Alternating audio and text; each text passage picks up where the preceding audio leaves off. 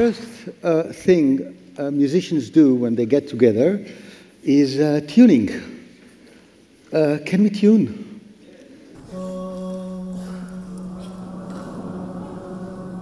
Even the people in the cheap seats, please join in.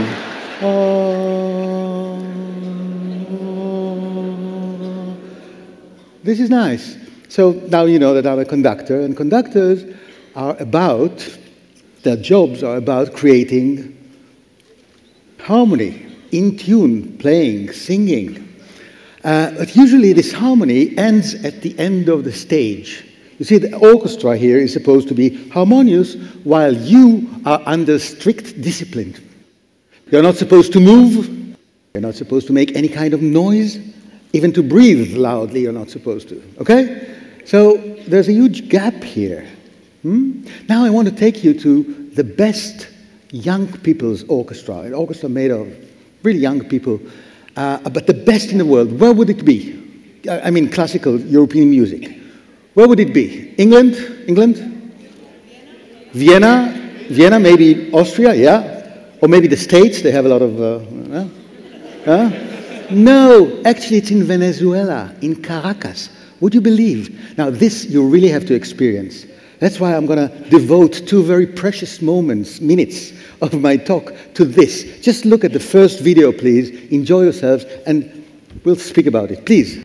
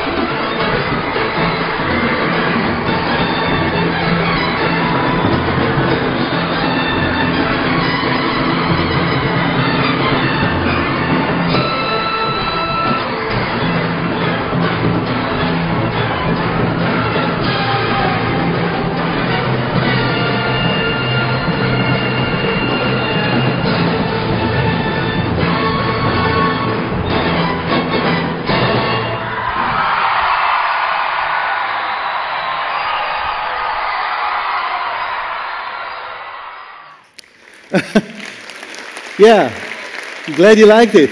Now I have one question for you, but it's a really important question. Who has ownership on that event? Who is the owner? Are these the big guys? Is this the conductor? It's everyone. You could feel that, everyone. Now this is fantastic because you see, these people were not born into this music. They had huge gaps between them and making this music. Cultural gaps, geographical gaps, economical gaps, because most of these kids that grew up in the orchestra actually come from deprived families. That's another talk, another TED talk, by the way, not mine, the conductors. So you see, there were huge gaps, but they told themselves, we're not going to just close the gaps. We are going to use the gaps. You see? They say, we are, Latinos, and we have this culture, and then they have this culture, and we'll look into the gap and create something better. So that's my first message to you.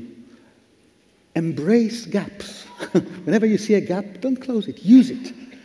Hug it. Okay? Now, I'll tell you how I stopped being afraid of gaps. The first time I was asked to speak to an audience of non-musicians through music was many years ago, and the audience was composed of senior bankers. They talk a lot. And I was going on my bike and then I see in the parking lot all those 500 S-Class Mercedes cars, and that was a gap, And then, of course, I look at the investments and the foreign whatever. I have no idea what these people are doing. The gaps are too great. So I said to myself, I can't tell them anything. I don't connect. I cannot tell them anything. What I can do, I can show them things. So I show them things like this. We'll watch now another video with a very simple question. I said, what do you think about this guy? Would you like to work with this guy? Look at this. Can we have the second video?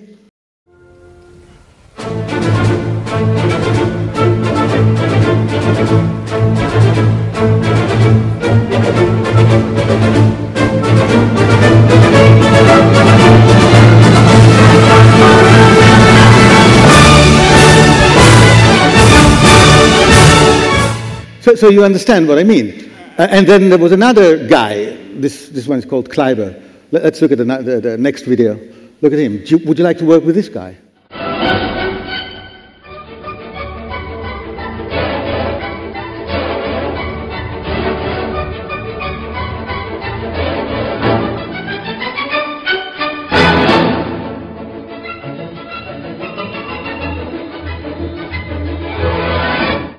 So you see, things that, I didn't have to say anything about, but then there was a conversation, because we've been watching together certain phenomena, and they were speaking about it in their own language, I was speaking in my language, and again, we didn't try to close the gap. I didn't try to presume to know what to tell bankers to do, and they didn't presume to tell musicians how to conduct their business, but just listening to the others, speaking about the same thing in their own language, makes you understand new things about what you thought was so familiar to you. You see? So, I saw gaps are working. Yeah? So I decided to embrace gap, and that was a huge barrier for me because I had to agree to the fact that I'm ignorant. I'm ignorant of what those people could learn. In fact, even today, when somebody asks me to give a lecture, and he says, what will people learn from your lecture? I say, I don't know. How could I know? I'm not in their heads, In fact, if I could tell you what they will learn, it would mean that they will learn very little. I want to tell you something about teaching and learning. There was this French guy, Jacotot, in the 19th century, and he said something shocking. He said, an ignorant person can teach another ignorant what he himself does not know. Now, this is fantastic. Yeah, this is fantastic. Yeah. An ignorant can teach another ignorant what he himself doesn't know. It's fantastic because, if we only can learn from other people's knowledge, it's always limited to their knowledge. But if, and besides, look around you, how many ignorants, Every one of us, for one thing that we know, we're ignorant in 10,000 other things, or a million, for me, yeah? So if an ignorant can teach, that's fantastic. But how does ignorant teach? He does not transfer knowledge. It's not about, pouring your knowledge from up to down and then you no, because this kind of attitude, old schooling, always keeps the student, the learner, independent. New teaching, it's not so new, as you know, but nothing is really new. Everything was done before, right? Especially with your tradition. You've done everything before, right? Last week I was in Moscow, and we spoke about technology, and we mentioned telegraph, and they said, we invented it before. And then telephone, and they said, no, we had an inventor before, the Americans. And then internet, they said, yes, we had an internet before, but it was mechanical. I know, I thought that was very good. Anyhow, where was I? Something about Something about ignorance, yes. But if you want to teach from your ignorance and not transfer knowledge, you have to become a non-doer, a listener. I have a good friend that speaks about in many conferences. He says his biggest dream is to become a keynote listener. Keynotes. Thank you. Keynote speaker is nice, but if you really want to have a lasting influence, you have to listen. You have to listen in a way that actually helps other people to emancipate themselves as learners. Yeah? And I want to show you my greatest teacher ever, Leonard Bernstein, doing exactly that. So just remember, embrace gaps, love gaps. Don't shy away from them. And then be ignorant happily and listen.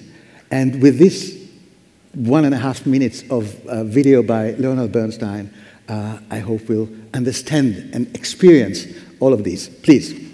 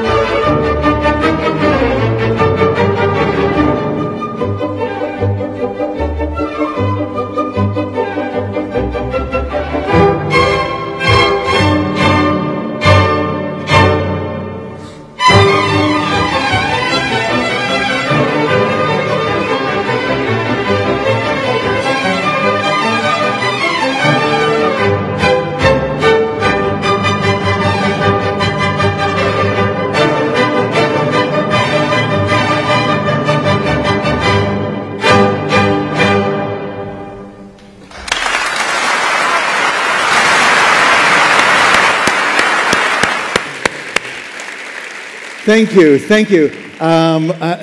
One word of warning, you don't start this way, okay? Don't go back to your offices and start doing all, yeah? Do everything right, you'll get there. Thank you so much.